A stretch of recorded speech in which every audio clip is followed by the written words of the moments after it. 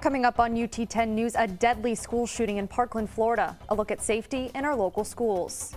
And how UT students are missing out on millions of dollars in scholarships. Plus, Taylor Haney was at Savage Arena as the women's basketball team looked to take down the Western Michigan Broncos. Your news in 10 minutes starts now. Thanks for joining us. I'm Madison Humphrey. And I'm Kenny Cruz. At least 17 dead and 20 injured after a massive school shooting in Parkland, Florida last Wednesday. Now, this is the deadliest school shooting since Sandy Hook in 2012. Local school officials are starting to wonder, when will enough be enough? Please be advised, there's some graphic video ahead. School shootings are becoming common, and it shouldn't be that way. Screams of terror filled the halls of Stoneman Douglas High School as students tried to escape the gun of 19-year-old Nicholas Cruz. This is one of the many school shootings in the U.S. this year, and reality is another could happen anywhere. I think every superintendent anywhere in our country, your heart stops and you take that deep breath because you instantly think it could be you. You could be the superintendent getting that call. As the number of school shootings continues to rise, school safety is important now more than ever. That's why Sylvania schools are launching the Speak Up, Save Lives campaign to encourage students to raise their voice. You have to speak up. If you see someone that shouldn't be in the school or doesn't look right, tell someone. Speak up, and that can save lives. If you're interested in supporting the victims of the Stoneman shooting, get connected at ut10news.com for a link to the GoFundMe page. Only about 2,000 students were accepted to Harvard in 2016, according to the Ivy League school. Now, that's one of the lowest acceptance rates in the country. However, one UT student is headed there this fall. UT 10's Justice Sunderland spoke with the 17-year-old about her academic success. Justice? Madison and Kenny, Zoe Flores has been taking classes exclusively at UT as part of the early college program for the past 3 years. This spring, Zoe will graduate high school as a valedictorian, completing her 3rd year of college and head off to Harvard this fall. She majors in chemistry and hopes to improve the cosmetic testing field. Top of the line education, mainly. I mean, it's Harvard. When you say Harvard, most everyone knows about Harvard and its reputation as well. So I'm hoping it, lives up to its name, what I'm expecting of it, get the best education that I can. She also sells handmade jewelry. She has sold roughly 1,200 units in the past 6 months. She learned how to make resin jewelry at the Toledo Museum of Art last year. They are currently on back order.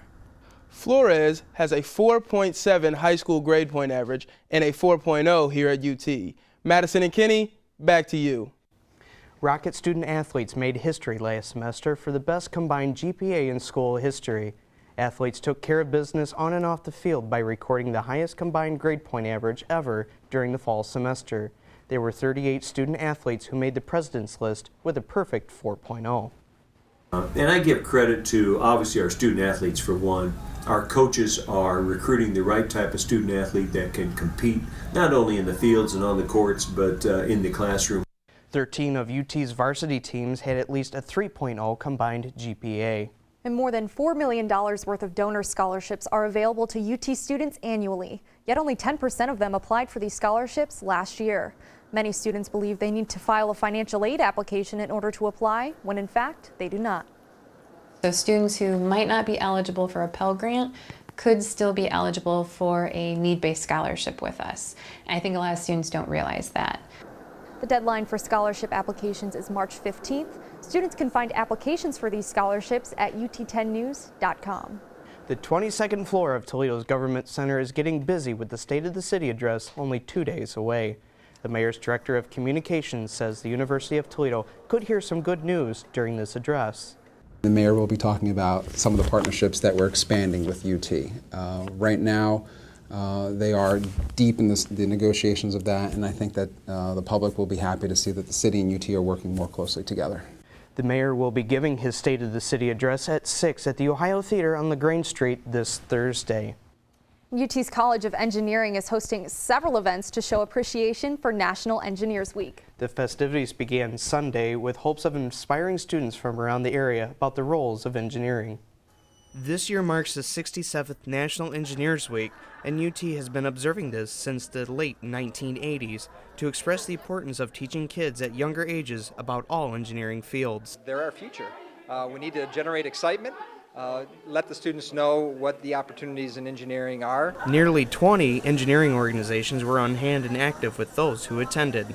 What I like most about it is I have very committed faculty, very committed staff members, and the students are totally engaged. I don't know if your camera captured all the student groups, totally volunteers. They're getting nothing out of it.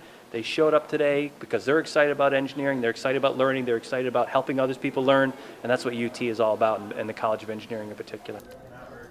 National Engineering Week runs through this Friday. The Toledo Golf Show has been a swinging success for guests over the years. UT 10's Zach Johnston brings us an inside look at the event. Toledo Golf Show featured many of the area's top golf experts who showed off their latest golf equipment. The event also had food, a beer tent, and visits from a few special mascots.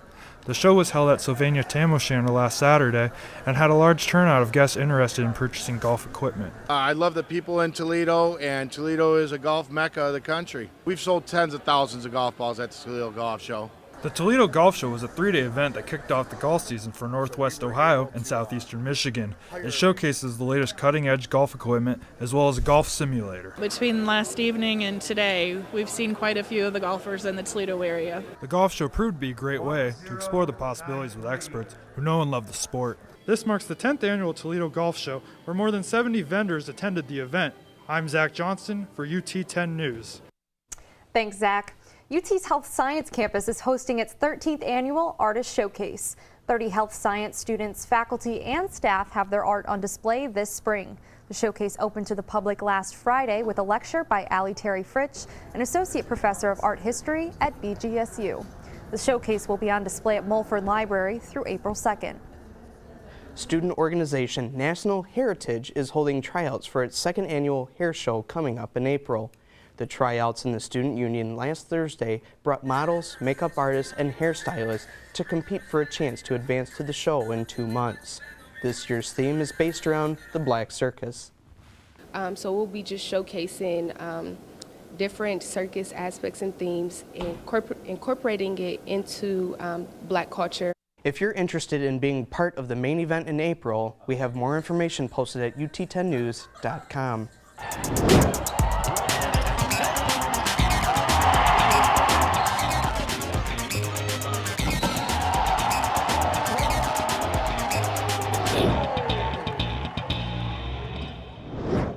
I'm Taylor Haney, and this is your UT 10 News Sports Report. The men's basketball team took on the Ball State Cardinals on the road. But first, the women took on the Western Michigan Broncos for the annual Rocket for the Cure game. It was a back-and-forth game as both teams scored more than 15 points in the first quarter. Junior Kayla McIntyre started the scoring for Toledo with an easy layup. But the Broncos' offense wasn't slowed down as they took a 7-point lead at halftime. The second half was a thriller as there were 10 lead changes. The Rockets would take the lead with 25 seconds left in the fourth quarter. The Broncos quickly responded with a three-pointer from Kia Brooks to send the game into overtime. Big shots came from Mariella Santucci and McIntyre as the Rockets would take the win 69-68. When the game's on the line, the cream of the crop rises, and I felt, Kayla and Jayanne and even Jada hit some big baskets down the stretch in that last 3 or 4 minutes to really help us win. The Rockets raised more than $10,000 from auctioning the players' jerseys after the game. The men traveled to Muncie, Indiana to battle the Cardinals. Ball State came out with a strong attack, setting the pace with more than 40 points in the paint. Sophomore Luke Kanapke led the team with 17 points off the bench, but Ball State's Taylor Persons was too much for the Rockets to handle. As Ball State went on to win 99-71, they snapped the Rockets' 5-game road win streak. The Rockets take on Eastern Michigan in Ypsilanti tonight at 7. That's it for sports. Back to you guys. Thanks, Taylor. Well, that's it for UT 10 News. For the latest breaking news from campus and bios from all UT 10 reporters, go to our website at ut10news.com. And remember, you can watch the live stream of our newscast production every Tuesday at noon on our YouTube channel. We'll see you right here next week for the latest news from the UT campus.